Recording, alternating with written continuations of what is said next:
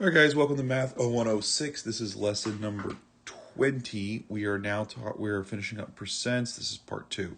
Let's look at this question here. The pie chart gives the fraction of a company's total yearly sales by employee. What percent of the yearly sales was attributed to Fred? So if we look at this chart here, we can see that Fred is down here and Fred is 2 over 25. Now, what it's trying to make you do is put down 2%, or say 2 over 25.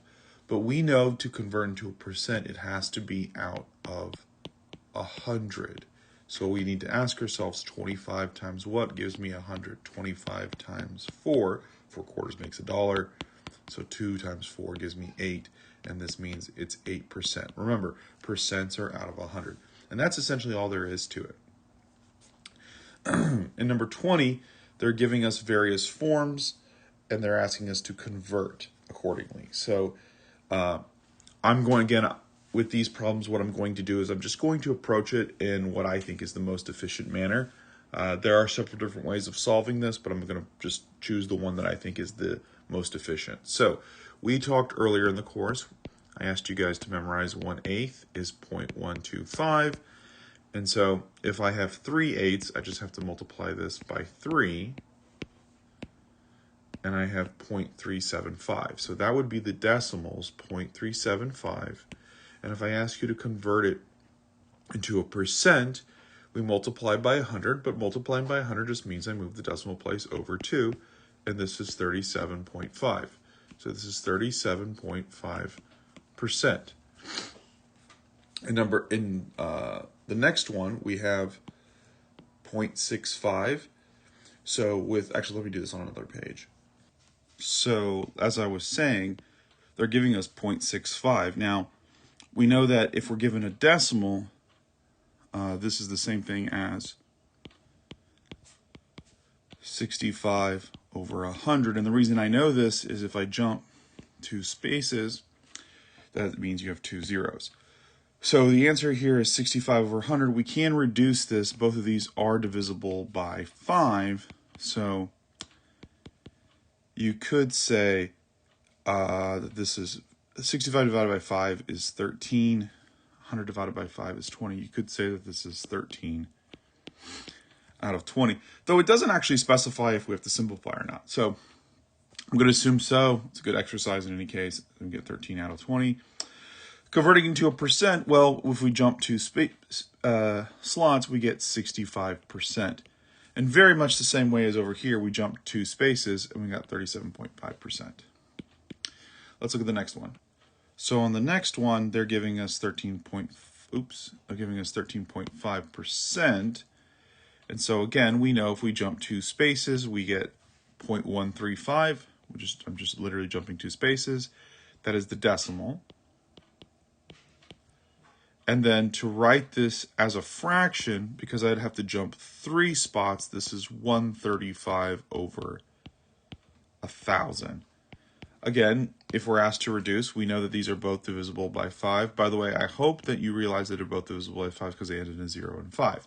So 135 is not very common, so we'll do this like such. This will become 10. So it goes in 27 times. Divide by 5. 27 times divided by 5. So 10 divided by 5 is 2, so this is 200.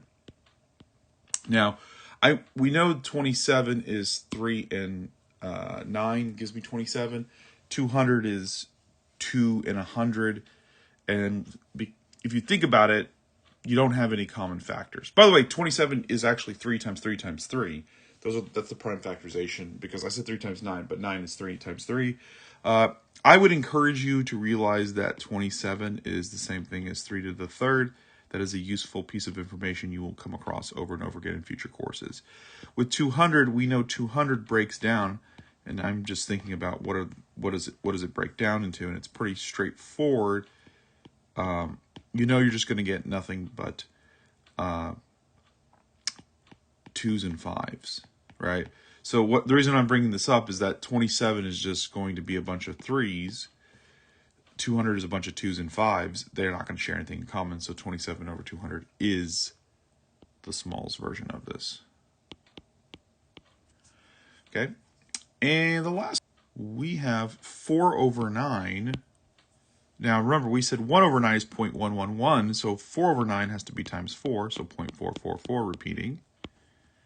So we know this is 0.444 repeating. And if I want to write as a decimal, we just jump 2 slots, so this is 44, I'm sorry, as a percent, 0.4% repeating. And there you have it. So you can see that if you memorized what I had told you guys in a previous video of 1/2, 1/3, 1/4, all the way through 1 over 11, they happen so frequently that it's very easy to convert fractions into decimals with minimal effort.